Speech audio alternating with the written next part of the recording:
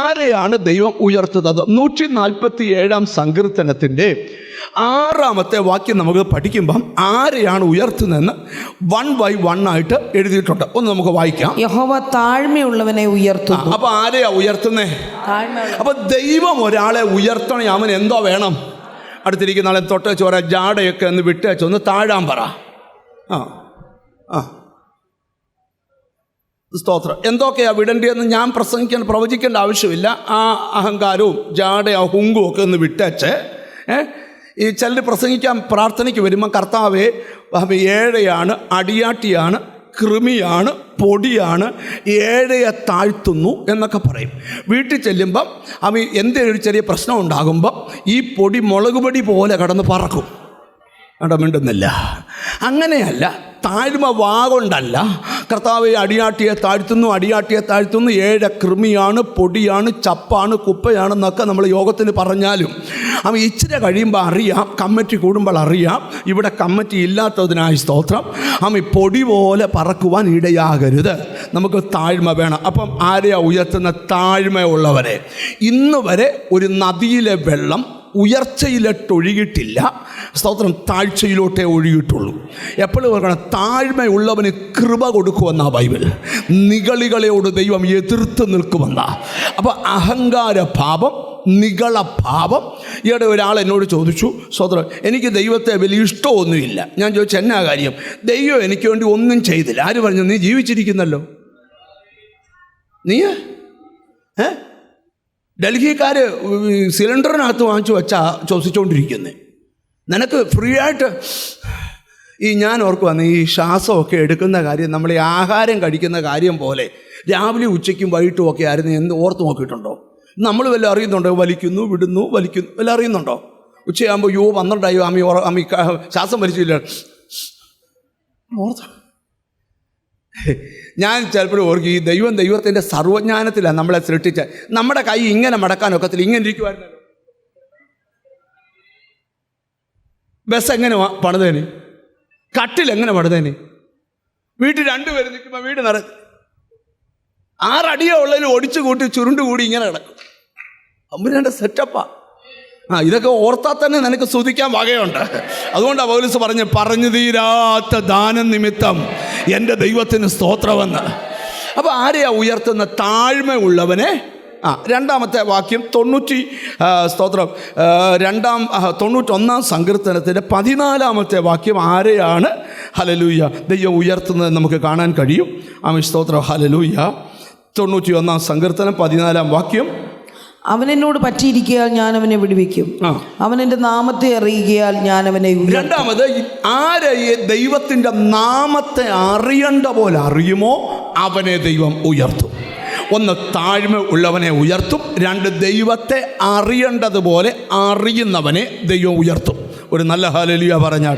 ഇനി ആവർത്തന പുസ്തകം പെട്ടെന്ന് വായിച്ചു പോകണം, 1-2 വാക്യങ്ങൾ വായിക്കണം, എന്നാലേ ഈ ദൂത് മനസ്സിലാകത്തുള്ളൂ. സ്തോത്രം. കിഴക്കുന്നും പടിഞ്ഞാറുന്നും വടക്കുന്നും തെക്കുന്നും അല്ല ഉയർച്ച വരുന്നത്. ഉയർച്ച ദൈവത്തിൻ്റെ കയ്യിലാണ് വരുന്നത്. അത് താഴ്മയുള്ളവനെയാണ് ഉയർത്തുന്നത്, ദൈവത്തെ അറിയുന്നവനെയാണ് ഉയർത്തുന്നത്. ദൈവത്തിന് 27-ാം സങ്കീർത്തനത്തിൻ്റെ 5-ാമത്തെ വാക്യം ശ്രദ്ധിച്ച്, ദൈവത്തിന് സ്തോത്രം. അനർത്ഥ ദിവസത്തിൽ അവൻ നിന്റെ കൂടാരത്തിൽ നിന്നെ ഒളിപ്പിക്കും, ദിവസത്തിൽ അവൻ തന്റെ കൂടാരത്തിൽ എന്നെ ഒളിപ്പിക്കും, തിരുനിവാസത്തിന്റെ മറവിൽ എന്നെ മറയ്ക്കും, പാറമേൽ എന്നെ ഉയർത്തും. സങ്കീർത്തനക്കാരൻ പറയുക, നിന്നെ ഉയർത്തുന്നത് എവിടാന്നറിയാമോ? ആ പാറയുടെ മുകളിലാണ്. ഏതാ പാറ? യുഗങ്ങളുടെ പാറ. 2000 വർഷം മുമ്പ് അടിക്കപ്പെട്ട പാറ, പിളർക്കപ്പെട്ട പാറ, ദാഹം തീർത്ത പാറ. ആ പാറയാണ് നിന്നെ ഉയർത്തുന്നത്. അപ്പോൾ ഉയർച്ചയുടെ റിമോട്ട് കൺട്രോള് പ്രസംഗകരുടെ കയ്യിലല്ല, ദൈവത്തിൻ്റെ കയ്യിലാണ്. എത്ര പേര് ആമീൻ പറയാൻ പറ്റും? എനിക്ക് ദൈവം തരുന്നൊരു ബോധ്യം, ചില ദിവസത്തിനകത്ത് നിന്നെ ഉയർത്താൻ ദൈവത്തിന് പ്ലാനുണ്ട്. ഈ ഉയരാനുള്ള ഒരു കീ വേർഡ് ബൈബിളിലുണ്ട്. ദൈവത്തിന് സ്തോത്രം. അവിടോട്ട് നമ്മൾ വരുന്നതിന് മുമ്പ് ഇനി എങ്ങനെ ഉയർത്തുന്നത് 92-ാം സങ്കീർത്തനത്തിൻ്റെ 10-ാമത്തെ വാക്യത്തിലുണ്ട്. എങ്ങനെ ഉയർത്തുന്നതെന്ന് ആദ്യം പറഞ്ഞു, താഴ്മയുള്ളവനെ ഉയർത്തും. 2 പറഞ്ഞു, ദൈവത്തെ അറിയുന്നവനെ ഉയർത്തും. എങ്ങനെ ഉയർത്തും? പാറയുടെ മുകളിൽ ഉയർത്തും. ഇനി ദൈവത്തിന് ശ്രദ്ധിക്കണേ, എങ്ങനെ ഉയർത്തുന്നതെന്ന് കേട്ടോണം. 92-ന്റെ 10. എങ്കിലും എൻ്റെ കൊമ്പ് നീ കാട്ടുപോത്തിന്റെ കൊമ്പ് പോലെ ഉയർത്താൻ പോകുന്ന നിന്റെ കൊമ്പ് കാട്ടുപോത്തിന്റെ കൊമ്പ് പോലെ ഉയർത്തും. കാട്ടിലെ മൃഗരാജാവ് സിംഹമാണെങ്കിലും ഉഗ്രതയുള്ള ജീവി എന്ന് പറയുന്നത് കാട്ടുപോത്താ. അതിൻ്റെ കൊമ്പിനിടെ ചെന്ന് കയറിയ രക്ഷപ്പെടുകയല്ല. ഞാനൊരിക്കൽ വണ്ടി ഓടിച്ചങ്ങോട്ട് പോകുമ്പോൾ, ഞങ്ങൾ രാത്രി പോകുവാണ്, ഒരു വളവ് തിരിഞ്ഞു ചെല്ലുമ്പോൾ ഒരു വലിയ കൂട്ടത്തിന് നടുവിലോട്ട് വന്ന് പശുക്കളെല്ലാം കൂടെ റോഡിൽ എന്തിനാണെന്ന് ചോദിച്ചോണ്ട് ഞങ്ങൾ ഇടയ്ക്കൂടെ പാഞ്ഞങ്ങ് പോയി. അങ്ങോട്ട് പോയപ്പം അപ്പുറത്തെ വണ്ടികളെല്ലാം ഇങ്ങനെ നിൽക്കും, അതിൻ്റെ മൊത്തം കാട്ടുപോത്തായിരുന്നു. ലൈറ്റിൻ്റെ വെട്ടം കുറവായോണ്ട് ശരിക്ക് കണ്ടില്ല, കാണാഞ്ഞോണ്ട് അപ്പുറമെത്തി. കണ്ടായിരുന്നേ അവരുടെ ഇടയിലായിപ്പോയി. പിന്നെ ആക്സിലേറ്ററും വർക്ക് ചെയ്യത്തില്ല, ബ്രേക്കും വർക്ക് ചെയ്യത്തില്ല, ഈ വണ്ടി ഓഫ് ആവുകയും ചെയ്യും. നിങ്ങൾ ശ്രദ്ധിക്കണം, ധൃതി വെച്ചൊരു കാര്യം ചെയ്താൽ നടക്കുകയില്ല. അതുകൊണ്ട് ശാന്തപ്പെടണം. അപ്പം നിന്റെ കൊമ്പ് എങ്ങനെ ഉയർത്തും? കാട്ടുപോത്തിൻ്റെ കൊമ്പ് പോലെ ഉയർത്തും. ശ്രദ്ധിച്ചേ. എങ്കിലും എന്റെ കൊമ്പ് നീ കാട്ടുപോത്തിന്റെ കൊമ്പ് പോലെ ഉയർത്തും, പുതിയ എണ്ണ എന്നെ ഈ കൊമ്പ് പോലെ ഉയർത്താൻ എന്തിനാ നിന്നെ ഒരു പുതിയ എണ്ണ ഈ ദിവസങ്ങളിൽ തേപ്പിക്കാൻ പോകും. എത്ര പേർ വിശ്വസിക്കുന്നുണ്ട്? നിന്നെ തകർക്കുമെന്ന് വെല്ലുവിളിച്ചവന്റെ നടുവിൽ നിന്നെ പുതിയ എണ്ണ തേപ്പിച്ച് നിന്റെ കൊമ്പ് 12, 13, 14 വാക്യം വായിച്ച നീ അറിയാതെ തുള്ളിച്ചാടും. നീതിമാൻ പന പോലെ തഴയ്ക്കും, ലെബനോനിലെ ദേവദാരു പോലെ വളരും. യഹോവയുടെ ആലയത്തിൽ നടുതലയായവൻ നമ്മുടെ ദൈവത്തിന്റെ പ്രാകാരങ്ങളിൽ തഴയ്ക്കും. വാർദ്ധക്യത്തിലും അവർ ഫലം കായ്ച്ചുകൊണ്ടിരിക്കും. അവർ പുഷ്ടി വെച്ചും പച്ച പിടിച്ചും. പ്രാർത്ഥിക്കുന്ന നിന്നോടാ ദൂത്, നീ തീരാൻ പോകുവല്ല, നിന്നെ പുതിയ എണ്ണ തേപ്പിച്ച് അഹരോന്റെ തലയിൽ ഒഴിച്ച അഭിഷേക തൈലം അത് താടി വഴി ഒഴുകി വസ്ത്രത്തിന്റെ വെളിമ്പ് വരെ ഒഴുകി ഇറങ്ങിയ പോലെ പ്രാർത്ഥിക്കുന്ന നിന്നോടാ ദൂത്, ഇന്നും നിന്നെ പുതിയ എണ്ണ.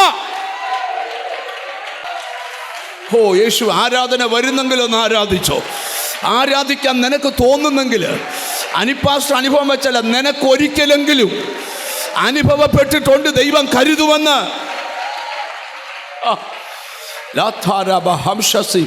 ഇന്ന് ആരാധന തീരുന്നതിന് ഉറപ്പിച്ചിട്ടേ വിടത്തുള്ളൂ. നിനക്ക് വേണ്ടി ദൈവം കരുതും. ആശങ്ക വേണ്ട. കടബാധ്യത അത് മാറാനുള്ള കരുതൽ ദൈവം ഒരുക്കിയിട്ടുണ്ട്. രോഗസൗഖ്യം അത് ദൈവം കരുതി വെച്ചിട്ടുണ്ട്. ക്രൂശിൽ വിളംബരം ചെയ്തു, എൻ്റെ അടിപ്പിണരാൽ നിനക്ക് സൗഖ്യം വന്നിരിക്കുന്നു. അത് ദൈവത്തിൽ നിന്ന് സ്വീകരിക്കണം. ഒരാമയും പറയണം. എത്ര രോഗിയായാലും ഓർക്കണം, ആരാധനയ്ക്ക് വരുമ്പോൾ തിരുമേശ വിശുദ്ധിയോടെ ഭക്ഷിക്കുമ്പോൾ നീ ഹീലാവും. അതാണ് വചനത്തിന്റെ പ്രമാണം. നിന്റെ സൗഖ്യം ലോകത്തിന്റെ മരുന്നുകളല്ല, അതിനേക്കാൾ വലുതാണ് പ്രയർ. കഴിഞ്ഞ ദിവസം ഞാൻ ഇരമ്യാവിൽ നിന്നൊരു വാക്യം വായിപ്പിച്ച് കഴിച്ചു. നിങ്ങൾ എത്ര വില കൂടിയ ഔഷധം കഴിച്ചാലും നിങ്ങൾക്ക് ഫലിക്കത്തില്ല. ഗിലെയാദിലെ സുഗന്ധതൈലം വരുത്ത്. ഗിലെയാദിൽ വൈദ്യനില്ലയോ? എൻ്റെ ജനത്തിൻ്റെ പുത്രിക്ക്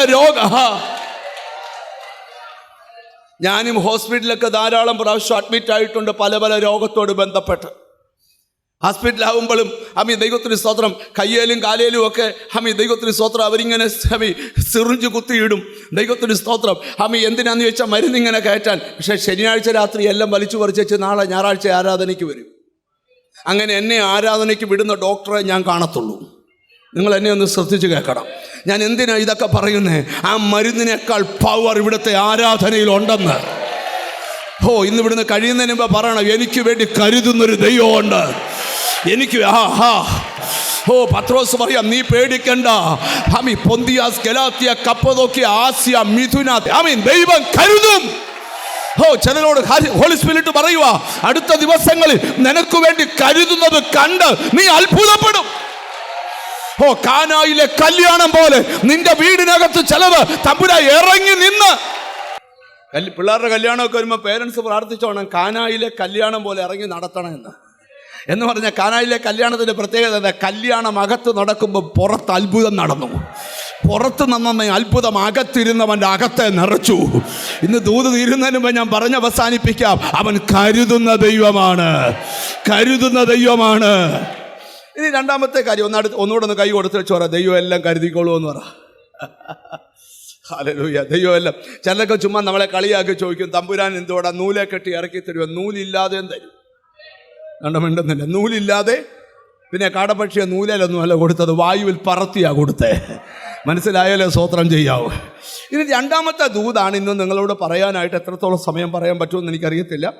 ഈ ദൈവത്തിന് സ്തോത്രം. ചെറിയ സമയം കൊണ്ട് നിങ്ങളുടെ മനസ്സിലേക്ക് ഞാൻ കൊണ്ടുവരാം.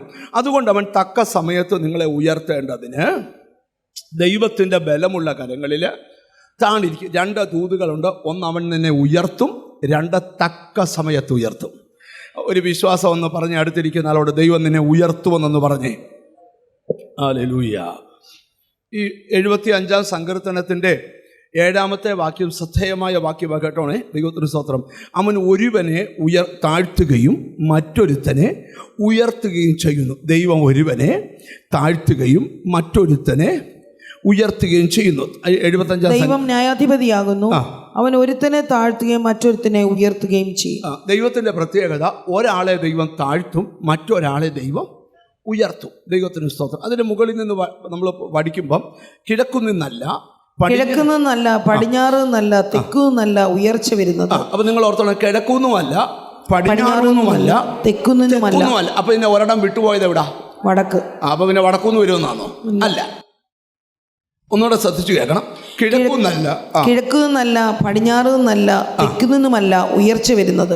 ഒരിടത്തും 4 ദിക്കിന്നുമല്ല ഉയർച്ച വരുന്നത്. ദൈവം ന്യായാധിപതിയാകുന്നു, അവൻ ഒരുത്തനെ താഴ്ത്തുകയും മറ്റൊരുത്തനെ ഉയർത്തുകയും ചെയ്യും. ഒരാളെ ഉയർത്തുകയും ഒരാളെ താഴ്ത്തുകയും ചെയ്യുന്നത് ദൈവം.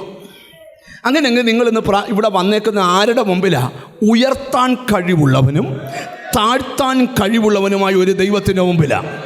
ഇന്ന് മീറ്റിംഗ് കഴിഞ്ഞ് എഴുന്നേറ്റ് പോകുന്നതിന് മുമ്പേ പറയും, എന്നെ താഴ്ത്താനും ദൈവത്തിന് കഴിയും, എന്നെ ഉയർത്താനും ദൈവത്തിന് കഴിയും. അങ്ങനെയെങ്കിൽ നിനക്ക് മുമ്പിൽ നിൽക്കുന്ന എല്ലാ പരിമിതികളും ഇന്നത്തെ പ്രാർത്ഥനയിൽ പൊട്ടണം. നിന്നെ ഉയർത്താൻ ദൈവം തീരുമാനിച്ചിട്ടുണ്ട്. നിന്റെ സന്തതികളെ ഉയർത്താൻ